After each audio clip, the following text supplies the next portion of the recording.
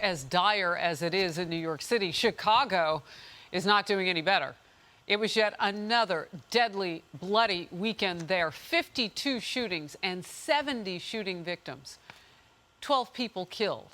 No end in sight of the violence. Jason Rantz is in Seattle radio talk show host.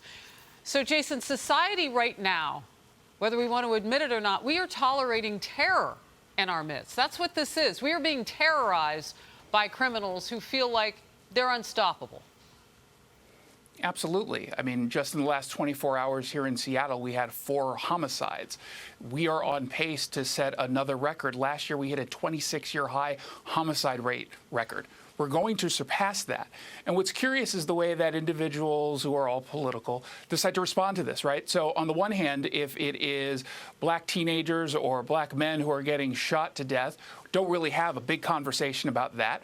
Then when we have the cases in New York that you just played, well, when a gun isn't used, we don't have a conversation about that. It's either politically advantageous for the politicians to get involved, or they just decide that they're not going to have a conversation at all. Where's the Biden speech about the individual crimes that are happening in New York City that don't involve guns? Where are the Democrats who are going to step up and say, yeah, this is happening under our watch. We can't keep blaming Trump for absolutely everything. We can't keep pretending that there's this massive white supremacy threat when white supremacists are not shooting and killing these folks in our cities. And certainly what we know is not the case. Cops aren't committing these crimes. And yet the national narrative coming from Democrats and some other networks is that, well, police are involved in all this. Police are the ones who are responsible for the crime on our streets. It's nonsense. Well, and while you were talking, we showed again, and I told everybody, you know, this is daytime. We understand that. We want to give people a chance to pull away. But this violence now is going viral in so many different places. It's hard to get away from it now. The beat downs that people are taking, particularly people over the age of 65. Like they are just getting pummeled in some areas, some of the most beautiful places to shop and visit and to live in America. We can't tolerate this. We can't. And now the question is, how do you extinguish it? Your quick thought on that, and then I want to show some numbers.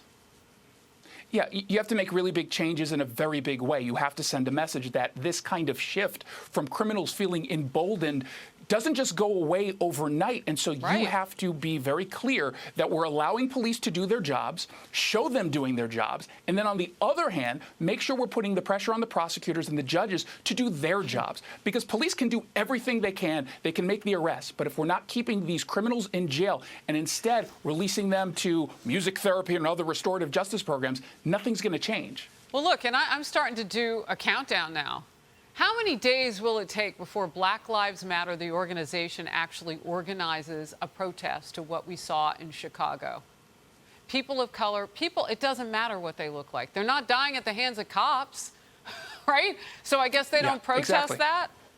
Wow. Okay. No, of course not, because they're not about saving black lives. They're about dismantling police departments. And we've seen the dismantling of police departments. Yesterday in Washington State, we have new laws, Seattle-based laws that went statewide that dramatically reimagines policing, and there's going to be more victims as a result. Reimagine. Yeah. According to a new poll, only 39% of people approve of how President Biden is handling crime. 37% approve of how he's handling gun violence. Your quick reaction to that, and by the way, just to throw in, we have a lot of knife violence right now. The stabbings, the subway, the stabbings in Times Square. These polls are interesting because you can spin them either way, and I imagine Democrats will spin this as saying, well, the reason why they're unhappy with crime is because it disproportionately impacts people of color and police are out of control. We have to start listening to people on the ground, hear what it is they're saying, but also the people on the ground have to make sure, stop voting in these people who pass these policies that are directly leading to the quality of life issues that you're all complaining about, rightly complaining, but you're not doing enough to boot these people out of office. Yeah. Well, look, Congresswoman AOC, Ocasio-Cortez, says that she gets her notes from the streets. If you're listening to the streets now, they need cops. Trey Gowdy, host of Sunday Night in America, laid into squad member Cori Bush after campaign filings revealed she spent $70,000 on private security while publicly advocating to defund the police. Let's watch. She wants to defund the police. Well, let me be more precise. She wants to defund your police, but not her police.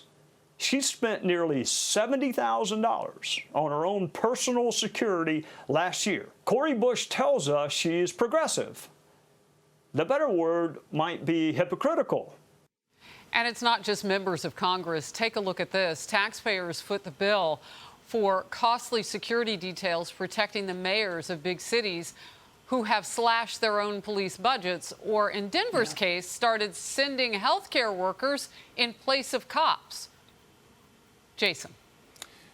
And of course, it's also the celebrities who want to take away our guns so we can't defend ourselves, but they have armed security.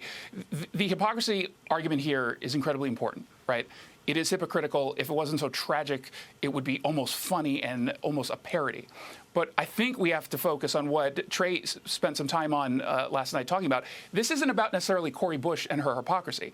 It's about Kenneth Roundtree and Travis Murrow or Alberta Winfield and the hundreds of people in her district that have been murdered, shot, assaulted. Cori Bush doesn't think you are worth protection, and that's the problem. Yeah, in some of their cases, their Black Lives Matter for certain. Just looking for that organization just to respond where black people and others are dying just any time they have time. Jason Rantz, thank you very much.